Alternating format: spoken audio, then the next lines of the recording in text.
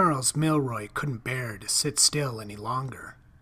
He felt too nervous about his upcoming meeting. His heart pounded. Legs were shaky and somewhat numb. His dry tongue felt like a block of wood lodged in his mouth. Charles stood up and paced about the lobby, continuously tugging on the cufflinks of his suit and straightening the creases, a nagging habit of his when he was feeling nervous. 11:30. 40 minutes until his meeting with the Accel CEOs to present his new digital marketing plan. Despite having reviewed his presentation outline several times since early that morning, he still felt unprepared. As he paced the lobby, he reviewed his presentation details, whispering them to himself. It was a busy morning in the Accel building. There was a general buzz of conversation throughout the lobby, much of it people on phones. Elevator doors across the way opened, releasing more people in business attire. The doors closed, swallowing others to dispense of them on another floor. The process of the day carried on like a well-ordered machine, the Accel logo looking over it all in emboldened red letters from the gray wall behind the receptionist's desk. Charles looked like a circling shark as he paced the lobby. A large, bearded man in a Hawaiian-style shirt sitting nearby continually eyed Charles with suspicion whenever a shadow crossed over him. Charles was a man whose face looked to be pinched in a perpetual glower.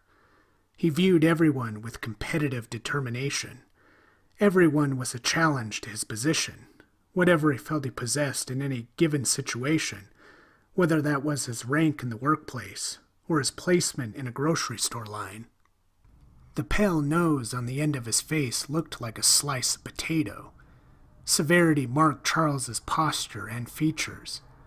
He stopped pacing back and forth when he felt the stinging urge to urinate work up in him. Shouldn't have had all that coffee earlier, he thought. He looked around but didn't see any restrooms in sight. He marched over to the receptionist's desk, and a blonde woman named Stacy smiled up at him. "How can I help you?" she asked. Charles mockingly glanced around the lobby and shrugged his shoulders. "Where's the restroom?" The receptionist pointed to a dark, vacant hallway to the right that gaped like a dark, empty eye socket from a skull. Charles noticed it when he came in the building, but thought nothing of it, for it was blocked off by Do Not Cross tape, and a sign posted nearby stated the section was closed for renovations.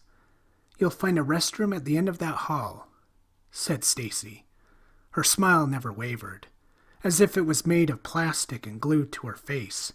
Did she enjoy pointing out inconveniences to people? "You're kidding." Charles stared at her, dumbfounded. Her eyes remained bright and eager to help him. "I have a presentation in 30 minutes, and you're making me walk all the way to the other end of the building just to use the bathroom. This is a joke, right?" "I'm afraid you'll have to, sir. Restrooms haven't been built in the lobby." Charles sighed and rolled his eyes to make sure she noticed his exasperation. "Incompetent building administration. Wow, what a joke," he said. As he walked toward the vacant hallway, he glanced back toward the receptionist's desk to see Stacy still beaming that smile at him, not perturbed one bit by his annoyance. Charles crouched under the Do Not Cross tape and marched onward down the gloomy hall, steaming with anger. A bunch of incompetents are in charge of everything, he thought. "We're all sinking to hell in a handbasket, and I'm sinking with all you rats." He glanced at his phone. 11:40. 30 minutes. "This better not be a joke," he said aloud. "If so, that woman won't be smiling anymore when she loses her job." His bladder protested. Charles increased his pace.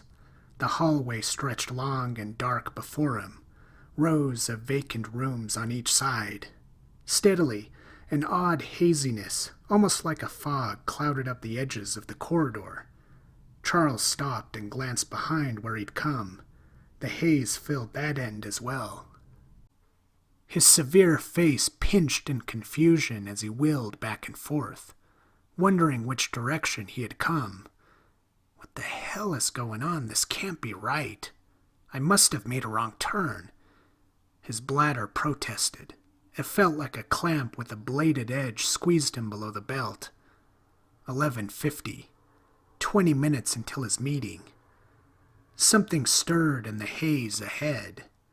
He also heard a muffled humming noise. Figures emerged from the haze, people dressed in business attire. Charles felt some relief and hurried to a woman dressed in a gray pantsuit. Her face was blank and emotionless. She seemed to hardly realize Charles was standing there. Her brown hair was matted and disheveled. A string of drool oozed from her lips. It took a moment for Charles to remember what he was going to say. Is there a restroom nearby?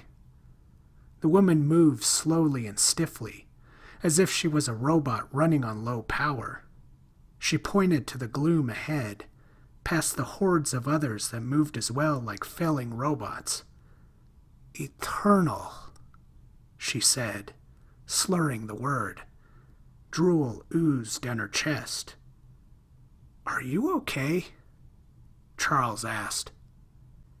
The woman walked on past him, and the others followed. All their faces were blank and expressionless. As Charles weaved his way through the hordes, he heard others slur that same haunting word. Eternal. Charles quickened his pace. The stress must be getting to me, he thought. Maybe I'm just hallucinating. How about a vacation after this, before my new home becomes an asylum? As Charles pushed through the gloom, he felt hot flashes. Sweat beaded his forehead.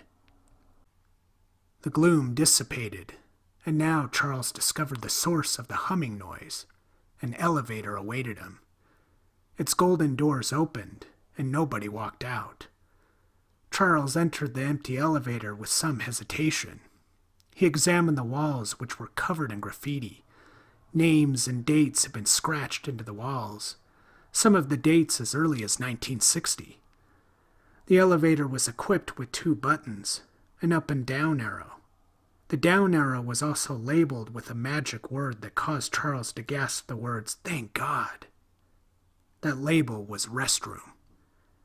He pressed the button, and the door rattled closed. He swayed slightly as the elevator made its jarring descent. He hoped the cables wouldn't break, leaving him stranded down there. 11:55. On his way back, he'd probably have to make a phone call to let them know he'd be running late for the presentation. What an embarrassment! His groin tensed with stinging pins and needles. The elevator stopped. The doors opened to reveal a grimy, disgusting sight. The smell was abhorrently rotten. Charles's nose and face wrinkled with disgust as he got his first whiff. The brick walls were covered in more graffiti, more names and dates.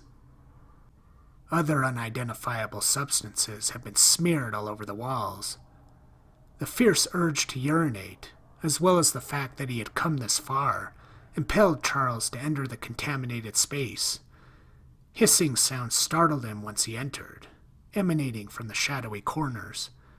I've descended to hell, Charles thought. This is despicable. His stomach clenched with more discouragement when he stepped inside. The bathroom was only equipped with 1 stall, and that stall was occupied. Charles pounded the stall door. Hurry up! I have a presentation to make in 10 minutes. An old voice croaked from the other side of the door. What's your name? Charles pounded the door. I need the restroom now. Tell me your name. Charles Milroy. What's the matter to you? He pounded the door. Silence from the old man for a moment.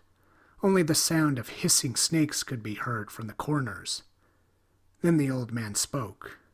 Charles Milroy. Eternal.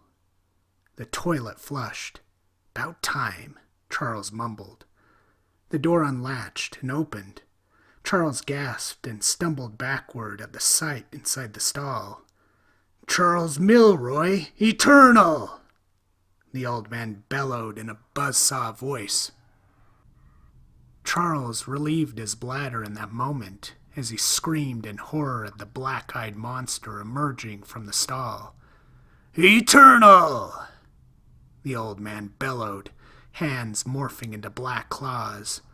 Charles collapsed into the shadows with the snakes as the monster pounced upon him.